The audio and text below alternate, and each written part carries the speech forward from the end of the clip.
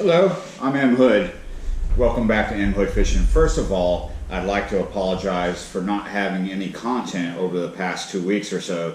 As you saw right there, I'm a little tired today because I've been really slammed with my handyman business over the past 2 weeks or so, and unfortunately for another week or so I'm going to be slammed. But I am trying to produce content and I am fishing. It's a lot of work. What I have you, my little dog just came to say hello. So today I want to talk about this yard sale I went to the other day when I was on my way to a job. And I want to make it a little fun. Do you like yard sales? Do you like procedurals? You know, like detective stories? Do you consider yourself like an amateur detective as well as an angler? Well, I like all that as well. So today we're going to talk about what I bought at this yard sale and things that happened at the yard sale, and we're going to put together a little story based on the items and some information that I had previously and things I garnered at the sale, and we're going to figure out what's going on here. So first off, let's look at the rods and the reels. So I was riding down the road on my bicycle and there was a little sidewalk sale going on, and I was a little surprised to see, but I saw these rods, I saw their tips up, and I was like, whoa, they got fishing gear? It was two guys. They have a cheap rental. It's like a shotgun. It's pretty much a duplex, and they don't strike me as the kind of people who fish, though I don't know, maybe they do, but I don't think so. So later on we'll get into why I don't think so. I do know that this unit is listed on Airbnb, so it gets Airbnb'd out, and I don't think they stay there when they're renting it out on Airbnb. So here we go. There were two rods and two reels. These are going to be one pieces. This is by Penn, and it's a Squadron. It's a 7-foot fast action rod, which basically means a medium rod. And it has an Abu Garcia Cardinal on it with a little bit of line. Here's the other rod that was there. They were sitting together. Now this is a 7-foot Berkeley Lightning Rod Strike. It's a medium action. It's a lot like this, but it's just a different rod. And again, it has an Abu Garcia Cardinal on it. Both reels are 40 SX. And there's a little bit of line on this reel as well, and it's the same kind of line. How do I know that? Well, there was also this tackle satchel there, and it's got some braid in it. It's easy braid fit. Whoa! Did you hear that? Someone almost had an accident outside. That's easy braid by spider wire, and that's 15 pound, and there's like a little bit left. All right, so let's do a closer look at stuff. Right, here we go. This is the rod by Penn. It's a pretty nice rod, and this is one of the Cardinal 40 SXs. Can you see the little bits of dust on this Cardinal reel? It's covered in dust, so this has been sitting around. You see how clean it is? Other than having a bit of dust on it. There's some dust bunnies right there. Now this rod doesn't have any scratches on it, and the line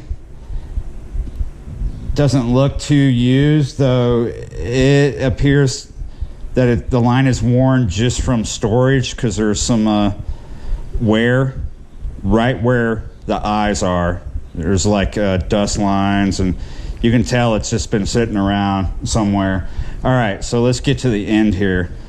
Now, each eye is in fairly good shape, doesn't have any wear and tear on it, except for this dust right here. You see this big clip they have on? And it looks like they're using a clinch knot. Lots of dust again. Now, the other rod is in the same sort of condition. But there's something about this rod that I want to point out. This is the Berkeley, again with a Cardinal 40 SX. Same situation with the line. You can tell if you look closely at the line that it's got a little wear right here where the eye is, just from being stored like this, and there's dust on the line. Same kind of clip, kind of big, and each eye is in fairly good shape. One of the eyes was a little bent, but not bad, and you can't tell that the line has been in the water a lot, but you can see that it's got some storage issues, like from being in sunlight or just being like this for a while. And like I said earlier, each reel does not have a lot of line on it, so they're really smooth and nice. So your high-end price for these Abu Garcia reels are going to be, let me look at my notes here, $40. Around $40 is what you're probably going to pay the most for. You can get these a little cheaper. So we're going to go with the high-end price. So that's $80 right there, $40 a piece. And let's see, this Berkeley, pin. This pin rod retails at around $40 as well. So there you go. This pin Abu Garcia combo, the highest someone could pay before tax is about 80 bucks. You can get them cheaper. This Berkeley lightning rod shock, surprisingly to me, the highest you could pay for this is about 50 bucks before tax. So that's about $90 right there, though you could get it cheaper. So that's a value on both rods and reels of $170. All right, so there we go. We'll put those to the side.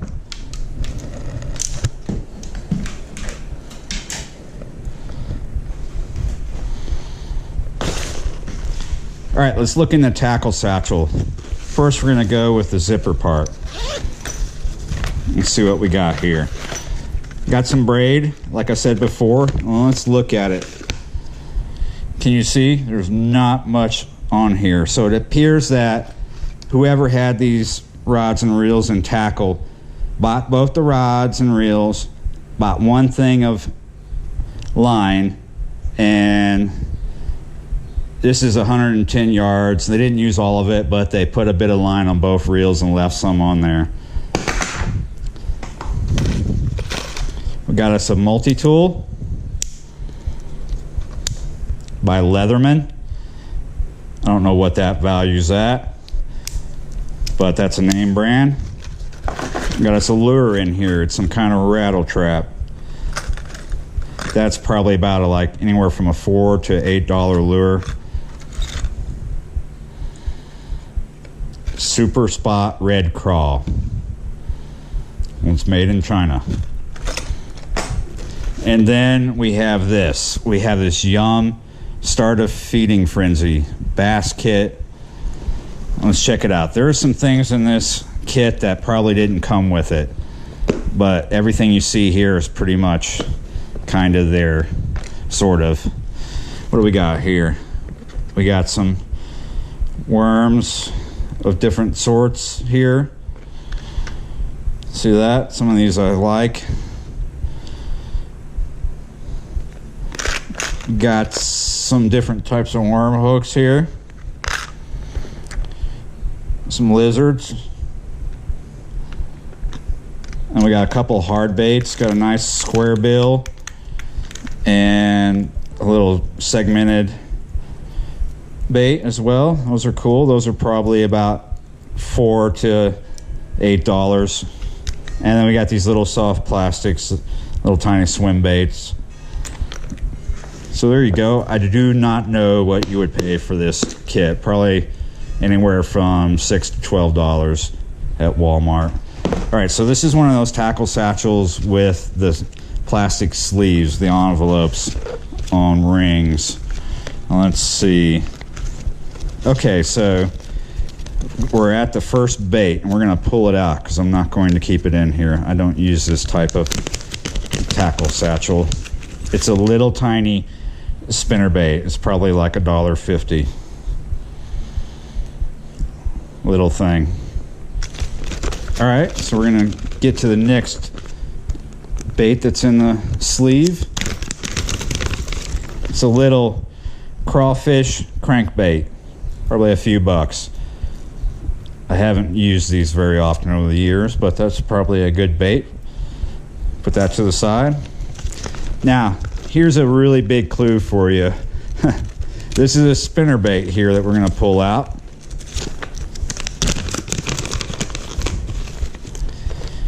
Look, they have this huge clip on it.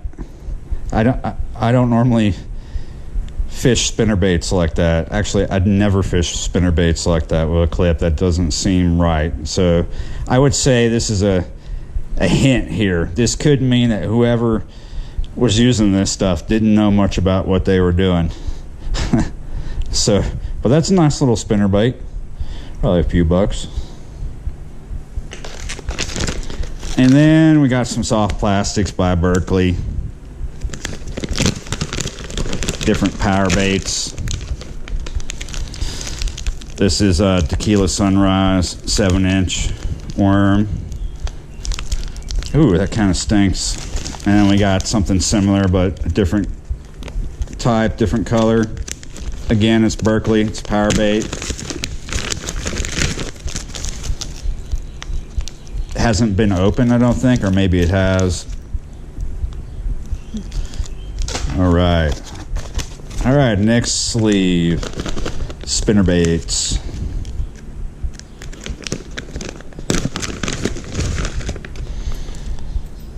One spinnerbait, nice.